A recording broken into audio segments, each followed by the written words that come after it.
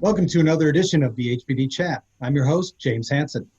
Today, Dr. Harrison is speaking with Dr. Ellen Dierenfeld, an expert in the field of comparative animal nutrition. Ellen's worked with Harrison's for over 20 years and is currently an honorary professor at Nottingham Trent University in the UK, president of the Comparative Nutrition Society, and consults privately with a number of zoos, companies, and wildlife organizations. Dr. Harrison? Thank you, James. It's a pleasure to have Ellen here today so we can discuss some issues that we're looking at. And I was looking back at her resume, and I knew she went to Iowa State University, but I didn't know her father was a veterinarian. I found that very interesting. So you've been playing around with this for a while. I have. And one of the things you did when you were working with the zoo animals is you developed a product called Zootrition. Tell me what's the status of that? Oh, Zootrition is it's a records keeping and analysis software for diets. It still exists. It's still the primary program being used globally for zoos and wildlife nutrition. And actually, I'm working on getting it upgraded to not being, probably 90s computer look anymore. So hopefully by the end of the year, we'll have a new version of Zootrition that does everything and a little bit more. Well, the average aviculturist and pet bird owner is not going to use Zootrition, but I remember whenever you first came out with it, everybody was so glad to be able to pop something up there and say, did this have that in it, or whatever it was, or what do I do with the monkey? Or it was really very useful. One of the things that we've been doing all the years we've been working together is looking at different levels of nutrients in our products and the latest research and things like that. And when we were looking at different challenges that we thought people were having with different bird diets, one of the things that came up were we seeing a lot of arthritis and a lot of skin disorders and overgrowth of the beak and nails and a whole bunch of other things. And somewhere along the line, I came across an article about selenium. So I thought maybe we'd start this out, Ellen, with telling people what's the role of selenium in the diet, what's its function? Okay, well, selenium is one of the antioxidants, an important antioxidant in the body. There's a lot of different antioxidants, and selenium is just one of the myriad that we look at. But there's a lot of different interactions that go on, so we can't really look at selenium separate from some of these other functions. But selenium by itself primarily works in the glutathione peroxidase enzyme system, which is an intracellular system, as opposed to maybe some more familiar antioxidants like vitamin E and vitamin C, which are in every cell, both extracellular and intracellular. So there's a different location where these particular nutrients sit in the body and have their functions. But they're all part of antioxidant. But when you look at selenium by itself, that molecule or atom, the selenium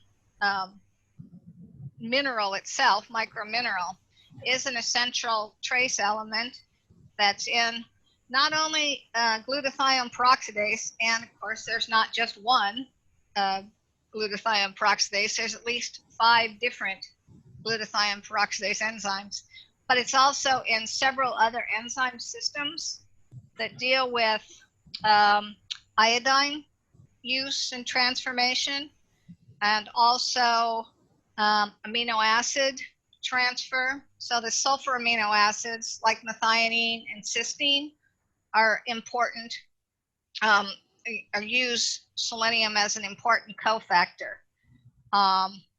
So anything that can be related to antioxidant in any of those systems, we might have to consider selenium as a cofactor.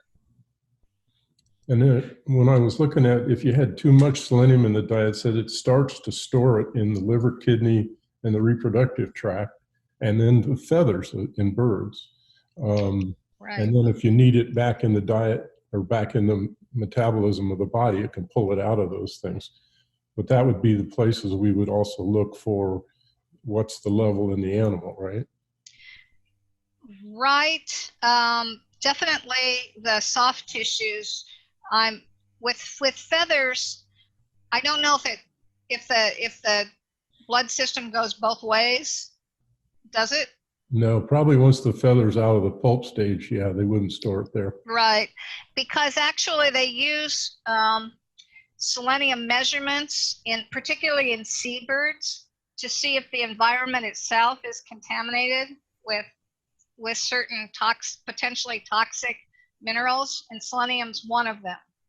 And it looks like from some of the literature that particularly with the marine birds, seabirds, those animals have an adaptation that they can put excess selenium into their feather veins to get it out of the system so it doesn't become an overload and potentially toxic situation. Now, I don't know that that has been shown in other bird species, but it's certainly something that gets looked at for these seabirds and also raptors that are eating a combination maybe of aquatic and terrestrial whole prey that might be sinks of selenium. I read a couple references. One was on, I think it goes back to the Mono Lake out in California, where they had all these seabirds that came in there to digest all the things. They were taking farmland that was basically desert and flooding it with this beautiful water from wherever it was coming from in California. And the level of selenium in that water, or maybe it was in the mud that was there before, started to concentrate, go way up. I've never seen reports on what all those birds were showing as symptoms, but the kestrels were one that I think you may have sent me that reference where they were feeding on ducks in a lake that got contaminated with selenium. And the only symptoms they really saw in those birds was they just got thin and died. But that's pretty typical of wild birds. They don't complain about pain, and you don't notice they have diarrhea, and you're not quite sure if their feathers are perfect or not anyway. Yeah. But when I was rereading Klasing today, he mentioned that it's the most toxic trace mineral. And it's very hard to get the levels in diet sometimes because the ingredients keep changing. Maybe some of the supplements keep changing. But I don't hear many people talking about, well, don't worry about selenium. They don't even talk about it. Right. And I actually am very worried about selenium because it, as I said, it's a trace mineral. So it's essential, but it's required in the diet at very, very low concentrations of, depending on the species of animal.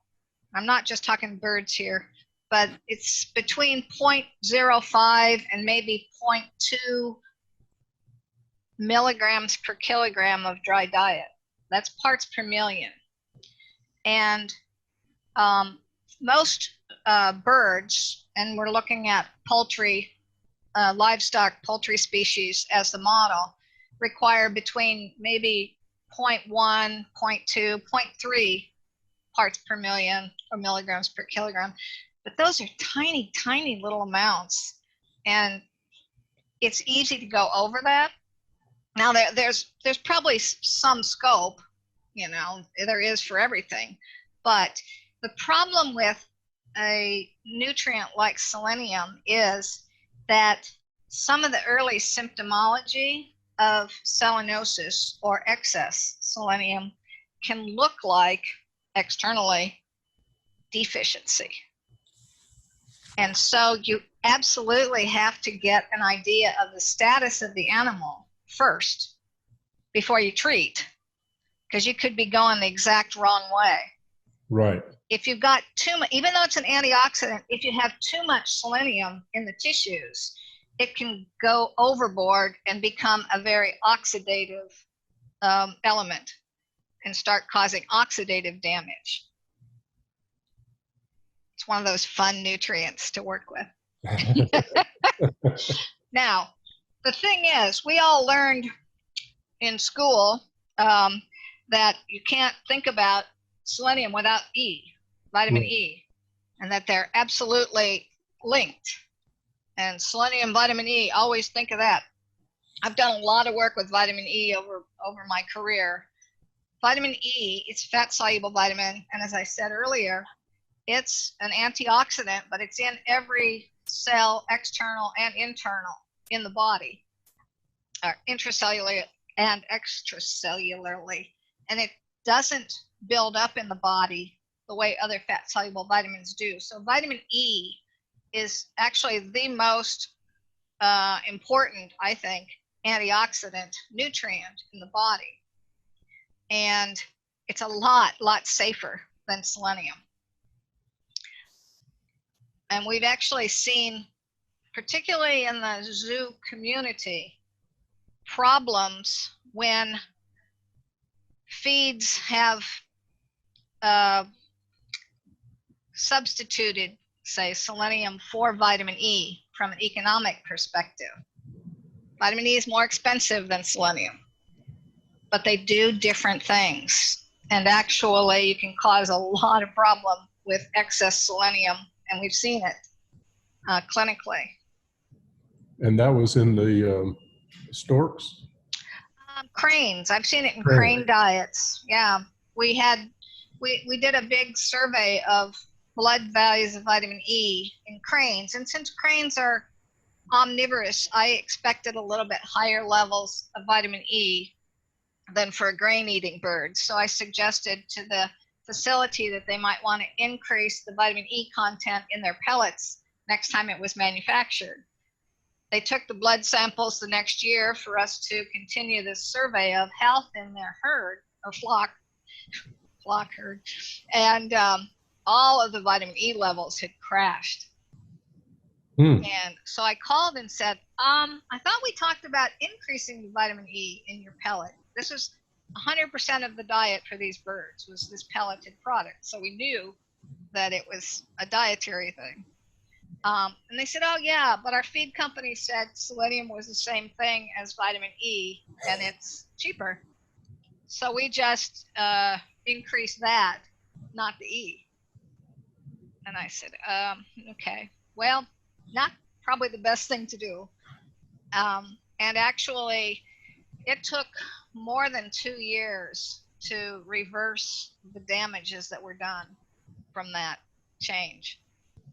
It impacted their reproduction negatively. So it put these birds into an over-oxidative state. So we were seeing oxidative damage.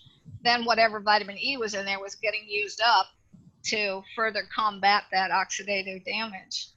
And you have to really, like I said, know the status of your animals before you treat for it. Right.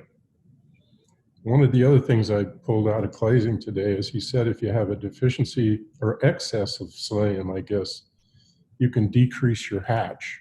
And that's an extremely common problem in aviculture. They'll have 5 eggs, 6 eggs, and hatch 1.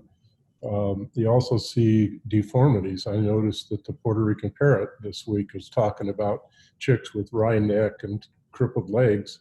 And when Dr. George Gee and I went over there to look at those Puerto Rican parrots 35 years ago, we thought it was a vitamin E deficiency then, because all they fed was somebody's seed they got from a 5 and dime store. So George said, oh, that's a vitamin E deficiency. And when we added the vitamin E, they got increased fertility. But we never thought about selenium in those birds. So I don't know if that's a thing the Puerto Rican parrots going through again with the stress of these islands. Maybe they aren't getting the best diets. I'm not sure, but I'm checking with them. The other thing he mentioned is it's important for the bone's transformation of cartilage to bone. So that's kind of explains when we talk about selenosis in a minute, the fact that a lot of these birds are lame,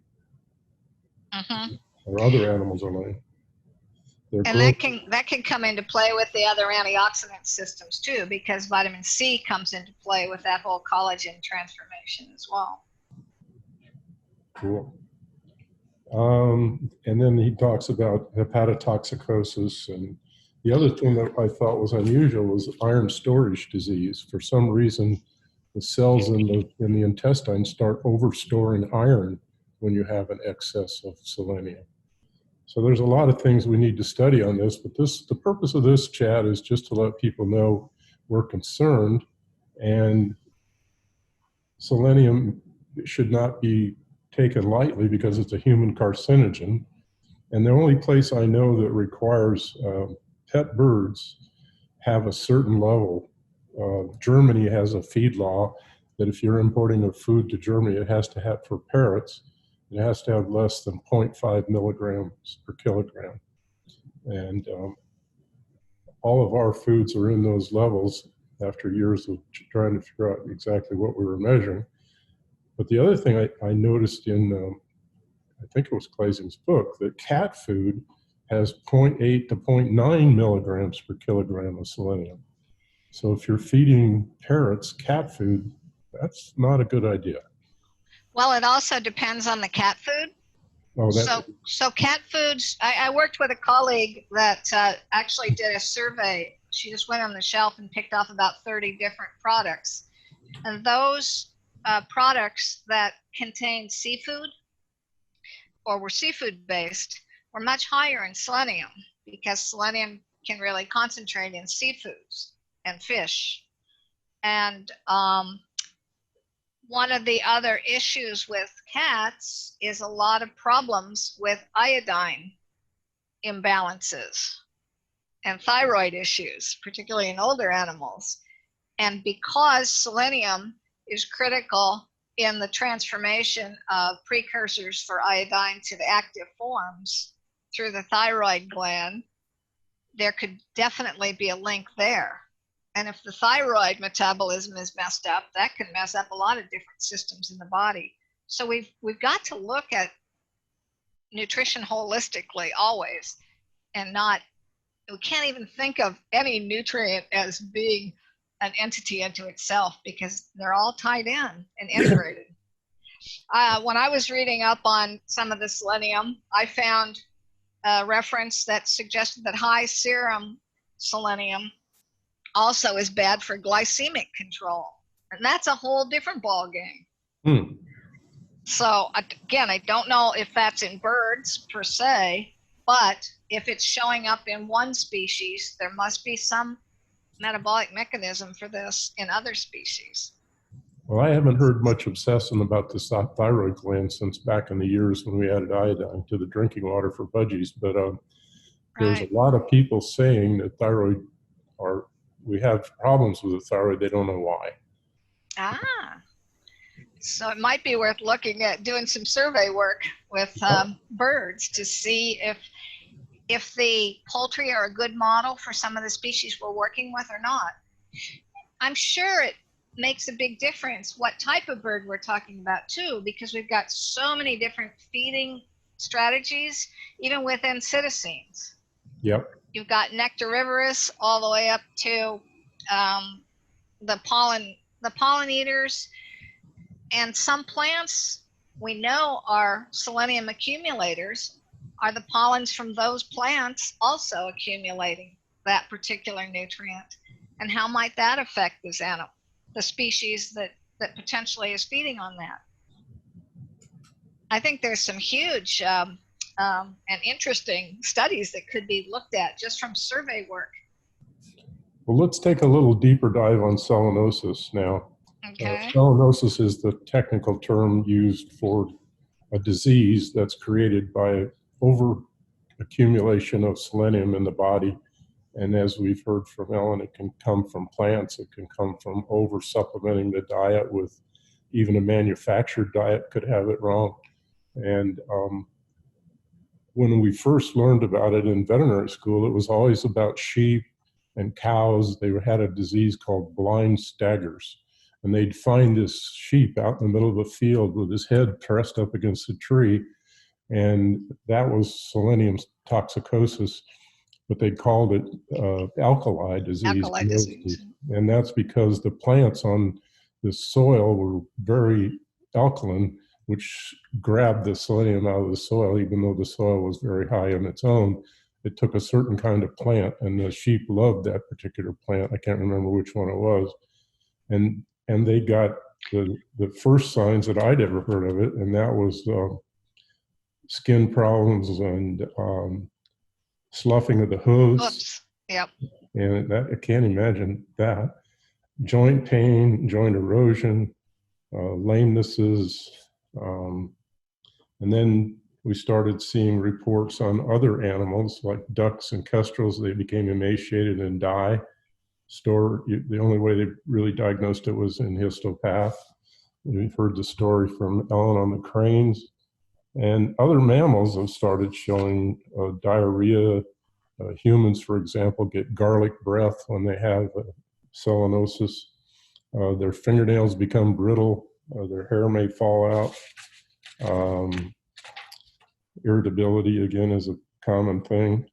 And so when we looked at Brazil nuts as a possible problem in birds, it says a human should not eat more than 3 or 4 Brazil nuts a day, and that 5 may contain a toxic level. Now, again, after talking with Ellen, there's probably some Brazil nuts out there with no selenium in it, and then there might be some with a lot higher than the levels that they use to determine what they think is safe.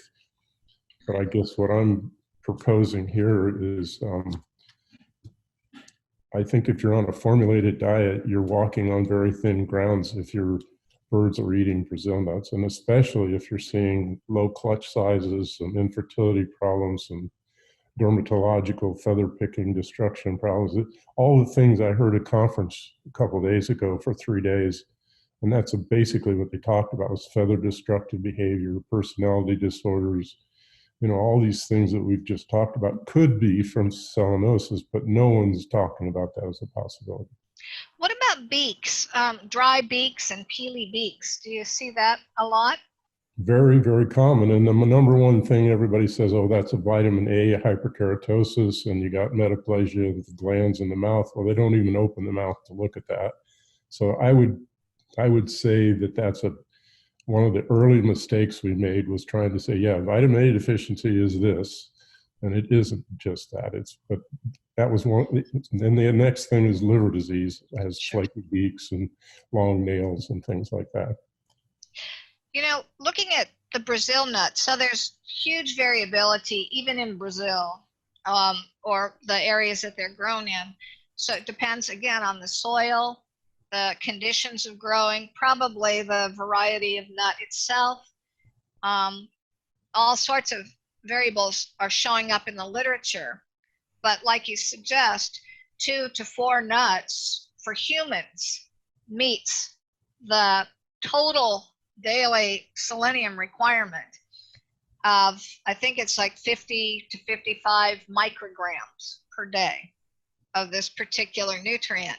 Now, if we just scale back from, say, 100 kilogram human, that's a 220 pound human. So it's a full-grown man, let's say, to a 1 kilo parrot, which is a big bird. I don't know. Are there any 1 kilo parrots? 2.5 pounds, maybe Kias. Okay. Well, okay. If you use the exact same dose, or the daily requirement for a human for selenium in a Brazil nut for that 1 kilo parrot, that's 1/50th of a nut. And that's just scaling it without even going on a metabolic scaling. So, it doesn't take much for these animals that are such a different body size. It's hard for us to get the concept of meal size for these animals sometimes. And it may very well be that a single nut, even once a month, because that's more than 50, that's less than 50 days, could be excess for these animals. Well, I think that's the case we wanted to talk about, is open people's eyes to just look at this. Now, what are you going to do if you think you have selenotoxicosis? And right now, there's a lab in Louisiana State University, I think it's named Dr. Jowett, and for $29, he'll do a blood analysis for selenium. So that's the most accurate way to look at that. If somebody has the time and interest to do more diagnostic research, if we had a couple selenosis cases and we could take and make a body map and say, here's head feathers, neck feathers, wing feathers, tail feathers, et cetera, and put each one of those areas in a sterile packet, he said he could analyze those feathers. But that's probably going to change from a cockatoo to a macaw. So I'm not sure that feathers are ever going to be, I was hoping that would be the thing to go to, but I just find, I don't want to hang my hat on that. Well, okay. Talking about biological tissues for looking at selenium. Whole blood seems to be better than plasma. Right. And then the work that's been done from the wildlife side, looking in selenium in feathers, depends on the animal species, you're right. But it also depends on a lot of things, like the molt stage. So how developed the feather is. There's a difference from the tip of a feather to the base. It can vary more than 10-fold. Wow. In selenium content. It does vary with the feather, even in the same bird and species. These are all done with seabirds, and I guess there's some eagle stuff that's been done, but I haven't found anything on cetaceans. In the eagle work, there was no effect of age, but in the seabirds, older animals, and those are the ones that I said may have a mechanism for storing selenium in the feathers to keep it from being toxic to the animal. In the seabirds, it looks like older birds have much higher levels than young birds, but that wasn't found in eagles. So yeah, so there's a lot of variables. I don't find anything on the use of toenails or beak scrapings. Right. And that actually might be a very interesting tissue, because that's a main tissue that you use in hoofstock to look at selenium status. And I just had a graduate student in the UK who's finishing her Ph.D. right now, looking at mineral status in elephants, and toenail scrapings were one of her best tissues for looking at selenium. She had tail hairs, blood samples, and looked at the water and the feed, as well as the toenails and the plants that these animals were eating out in nature as well. So, and then of course we have, for those birds that, I guess there are veterinarians that are doing liver biopsies on live birds, but I don't think that's going to be justified in this case. But certainly if you're seeing dead birds, you should do liver, kidney, the whole gamut of tissues. It's like histopathology is no different than anything else. If you look for something, you'll find it. If you don't look for it, you'll find something different. Exactly. So if you just send in the liver, you're going to find liver, but you're going to miss all those other tissues. So a good tip I've learned is always send a full collection of tissues. And then the pathologist that's doing the reading of it has got a lot to do with it too. Yeah, sure.